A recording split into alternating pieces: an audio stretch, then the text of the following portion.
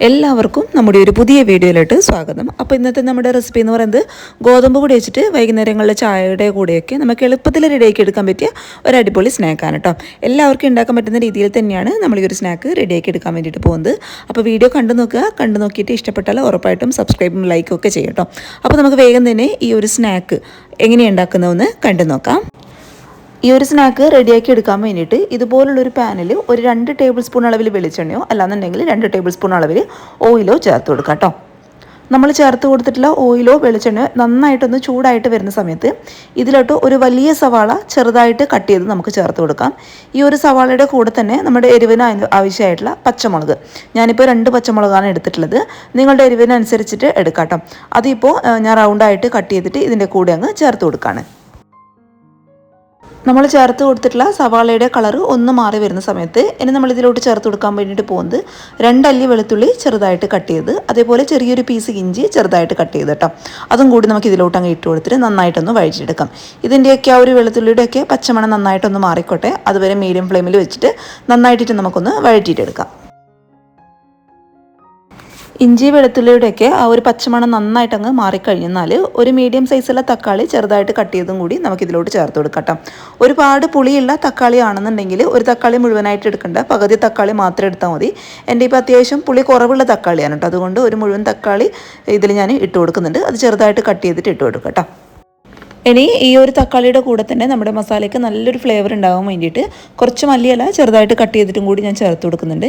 ഇനി നിങ്ങളുടെ കയ്യിൽ മല്ലിയില എന്നില്ല എന്നുണ്ടെങ്കിൽ അതിന് പകരമായിട്ട് കറിവേപ്പില ചേർത്ത് കൊടുത്താലും മതി കേട്ടോ. പക്ഷേ മല്ലിയില ചേർക്കുന്ന സമയത്ത് ആ ഒരു മസാലയ്ക്ക് വേറെ തന്നെ പ്രത്യേകം ഒരു ഫ്ലേവറും ടേസ്റ്റുമാണ്.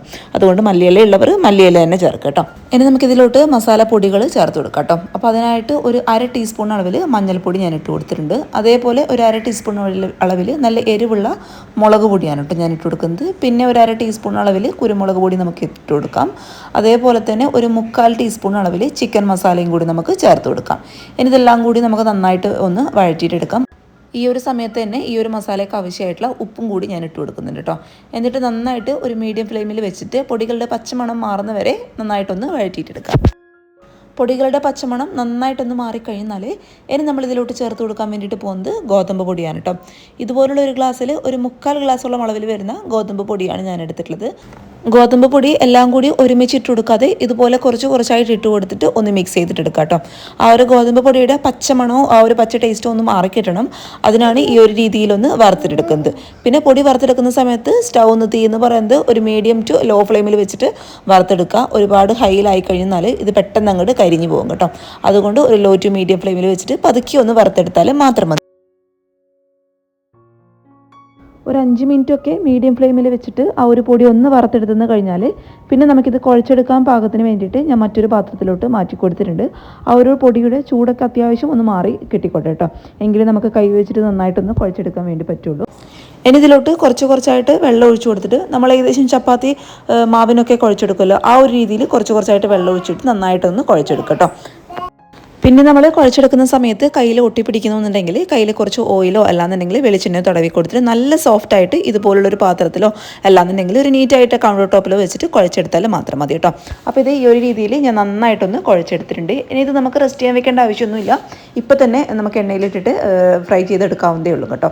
ഇനി നമുക്ക് ജസ്റ്റ് ഒന്ന് ഷേപ്പ് ചെയ്തെടുക്കണം. അതിനായിട്ട് കയ്യിൽ കുറച്ച് ഓയിലോ അല്ലാന്നുണ്ടെങ്കിൽ വെളിച്ചെണ്ണയോ തടവി കൊടുത്തതിന് ശേഷം ഈ ഒരു മാവിൽ നിന്നും കുറച്ച് മാവ് എടുത്ത് കൈയുടെ അടിയിൽ വെച്ചിട്ട് നന്നായിട്ട് ഒന്ന് പ്രസ് ചെയ്തിട്ട് ഇതുപോലെ അങ്ങ് ഷേപ്പാക്കി എടുക്കുക. ഈ ഒരു ഷേപ്പ് തന്നെ ആക്കിയെടുക്കണമെന്നില്ല, നിങ്ങൾക്ക് ഏത് ഷേപ്പാണ് ഇഷ്ടം ആ ഒരു ഷേപ്പിലാക്കി എടുക്കുക കേട്ടോ.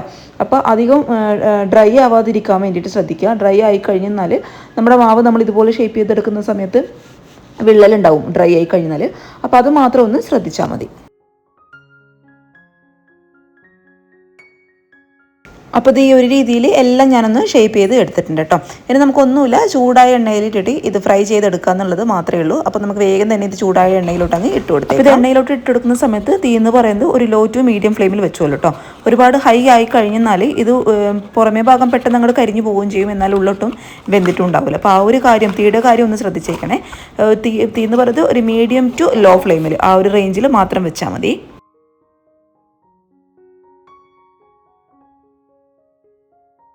അപ്പോൾ ഇതെല്ലാതും ഞാൻ ഇതുപോലെ ഒന്ന് ഫ്രൈ ചെയ്തെടുത്തിട്ടുണ്ട്. പുറമേ നല്ല ക്രിസ്പിയും അതുപോലെ ഉള്ളിൽ നല്ല സോഫ്റ്റും ആയിട്ടുള്ള ഒരു അടിപൊളി സ്നാക്ക് തന്നെയാണ് കേട്ടോ. ഉണ്ടാക്കാനായിട്ട് കുറച്ച് സമയം മാത്രമേ ആവശ്യമുള്ളൂ. ഞാനിപ്പോൾ 1 by 1 ആയിട്ട് കാണിക്കുന്നതുകൊണ്ടാണ് കേട്ടോ. അപ്പോൾ എല്ലാവരും ട്രൈ ചെയ്ത് നോക്കുക. പിന്നെ ഈ ഒരു സ്നാക്കിന് ഗോതമ്പ് പൊടിയുടെ ആ ഒരു ടേസ്റ്റ് വരുമെന്നുള്ള ടെൻഷനൊന്നും വേണ്ട.